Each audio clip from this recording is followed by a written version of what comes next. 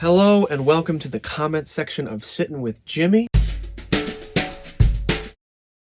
I am coming to you 2 days after my wife has given birth. I am now a dad, which is pretty cool, which is why I'm wearing this incredibly corny shirt. This is the comments section of the Sittin With Jimi show. When I make these videos, one of the coolest things is hearing from you, the viewer. I'll tell my story, I'll tell my perspective, and I'll get dozens of comments where people are sharing their take on what I've said.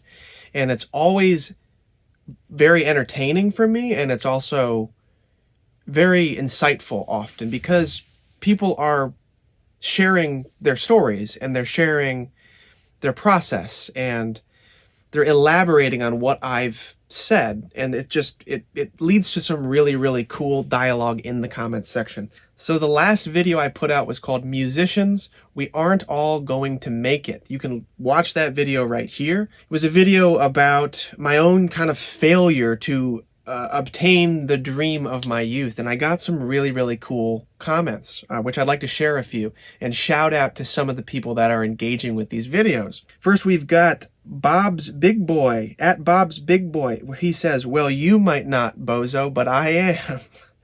And I like that, you know, I like Bob's Big Boy's enthusiasm there, and I like his confidence there.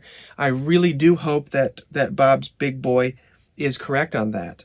And I like that he called me a bozo. I think that there's something really mean about calling somebody a bozo because it's so whimsical, but at the same time, I haven't heard that particular attack on me in a while, and it really amused me. Next up, we've got at DaRoy Official. As contradictory to what you're saying as it might seem, I think the only limitations we have are self-imposed. When we start to lack belief and see inexperience as failure, you lose momentum. When you start to see your journey as a unique set of challenges, it doesn't have to look like any journey you've seen before, which is what makes yours interesting and unique. When you work with the enthusiasm you had on day one and be transparent with yourself, have you really given it your all? Or were you distracted and delusional about your process getting you to the destination, as opposed to the destination itself being delusional? It's impossible to not get recognition if you are who you say you are. It's logical you will. I really like that comment because it speaks to this idea that when we are trying to achieve something artistically or in a creative career, there's opportunity to be delusional on all sides of it. And it's when we confront that delusion and measure it and adjust the dream, as I said in that video, that's when we align ourselves with the path that is essentially our true destiny in the creative pursuit. And I love the idea that you can break that down from maybe the thing that you are aiming for is delusional. Maybe the dream itself is illogical or doesn't align with who you truly are. Or maybe the things that you're doing, the way you're marketing yourself, the music quality that you're putting out, maybe that's the part that's more in line with what you could call delusional.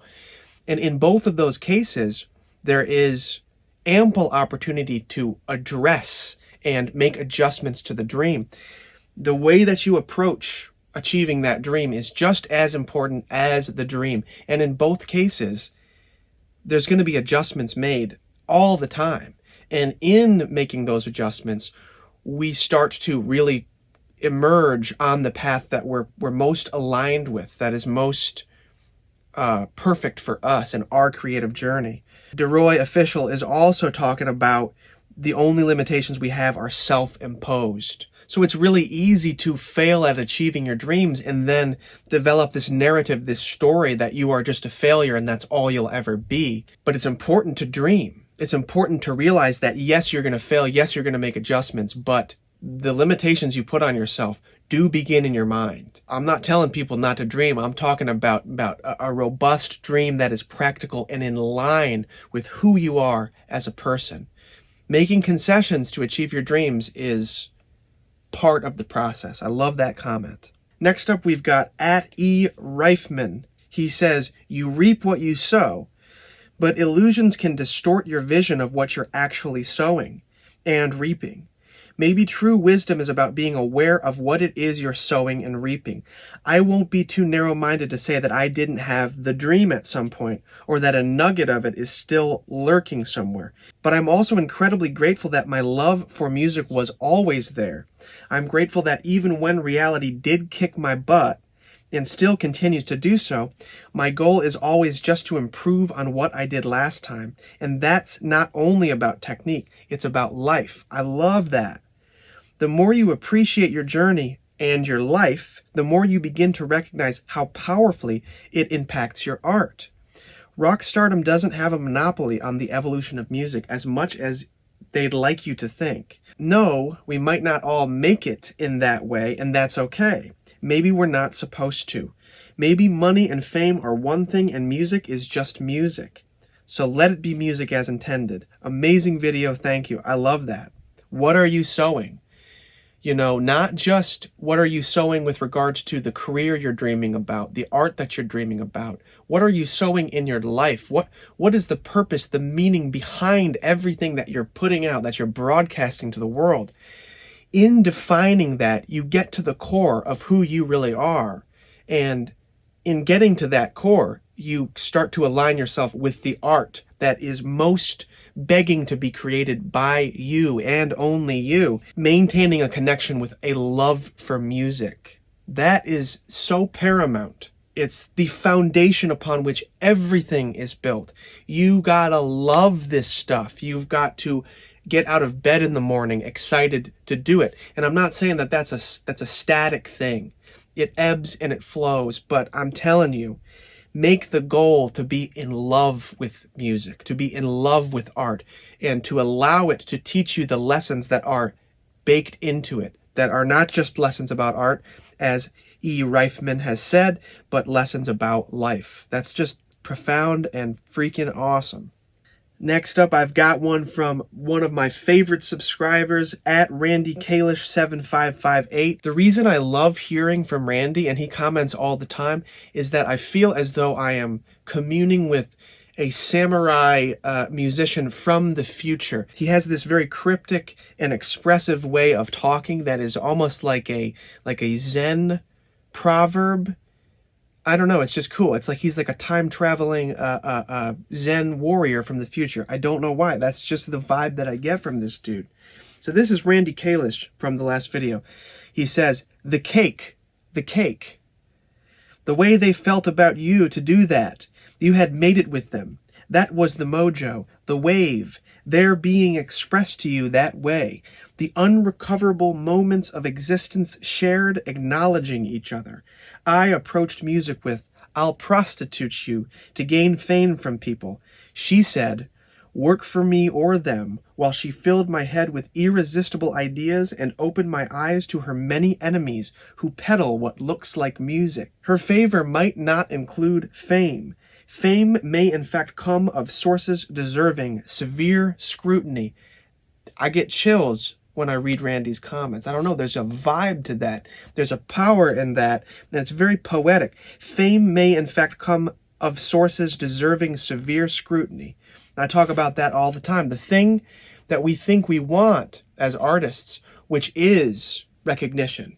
Artists want recognition. That's a big part of what drives us to create. But there's a balance there, right?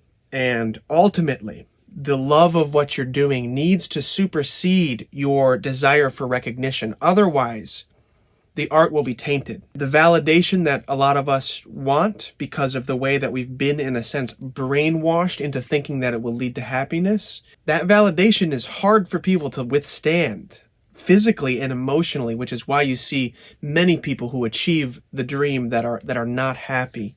And I like the idea that the places in which you might find fame are places that deserve severe scrutiny. Thank you, Randy. I appreciate you, my man. Last but not least, this one I really connected to. This is from @SteveWeave. This is a top tier comment, and it speaks to what is so interesting about this channel, that so many people are sharing these stories and in a way giving deep insight into what it is to be an actual working musician, somebody out there that is making a living doing it. Maybe you don't know their name, maybe you don't know their band, you don't know their art, but they're out there and they're everywhere. We are constellating the landscape of the music industry and making it run. Even if we're not on the front page of Rolling Stone, it's a cool thing to be a part of that. When you are a part of that, you are a part of a big thing. And I am proud to be a part of that. So Steve Weave says, thanks as always, Jimmy, for your perspective and approach to things that affect musicians outside of the actual creating of music. As someone who has been doing this a very long time, 40 years now, I think the idea of making it is just a false construct that A, musicians have been sold, and B, society has collectively manifested. The latter is predicated on the idea that it is completely fulfilling to express your most inner identity and have that be seen, appreciated, and adored. Who doesn't want to be loved? But look at famous musicians. Did it fill the void?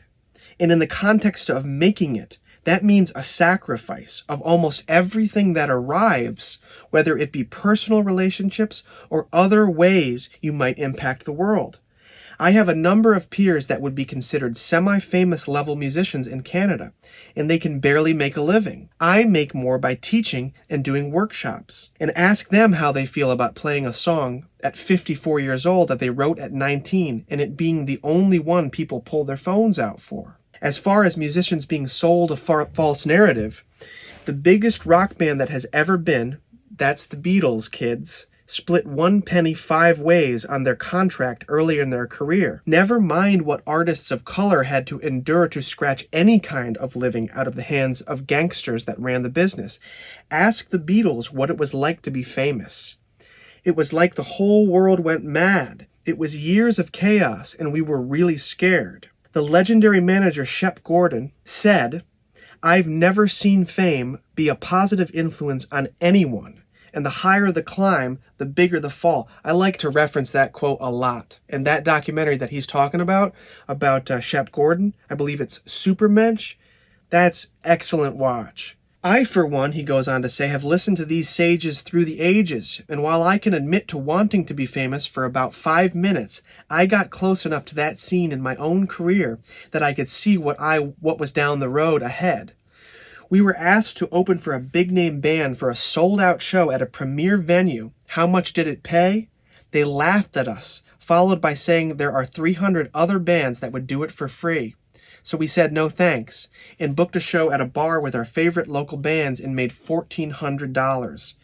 It's that frothing chance of us being seen by a manager who would get us and sign us and we would make it that the industry uses to prey on bands. The reality is, it was a high-profile, sold-out show, and if we were being asked to play, we were good enough to be paid. Thanks. I also was close to an artist who got signed, recorded at Electric Lady Studios, got flown in a private plane listening to her Bob Ludwig-mastered debut record, who found herself isolated, lonely, and surrounded by strangers on coke, talking endlessly about product. She was built up and pumped up and then suddenly dropped when another artist hit that they were working with. The takeaway, it's not a healthy, good business that you want to be aligned with. Finally, some advice I did take to heart years ago is that if you want a career, you've got to do it because you love it. That and just don't stop. I've performed songs and made people cry. Music has been my only friend at a gig where everyone was talking and uninterested. That's in my heart. I've been there. I've played on mountaintops in Whistler, in the rainforest for theater events, and last year played a sold-out show in a New York venue with my best musician pals.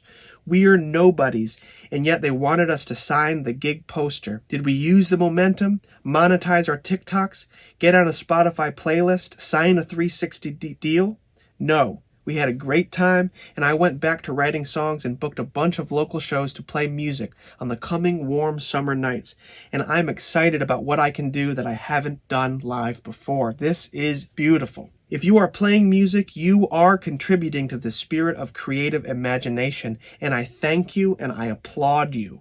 And believe me when I say, famous musicians would probably die for the creative freedom that you have right now. Peace. That's awesome. Steve Weave. What a great comment. There's so much in there. And the coolest part about it is that it speaks to that working class of musicians. A working class that I feel that I am part of.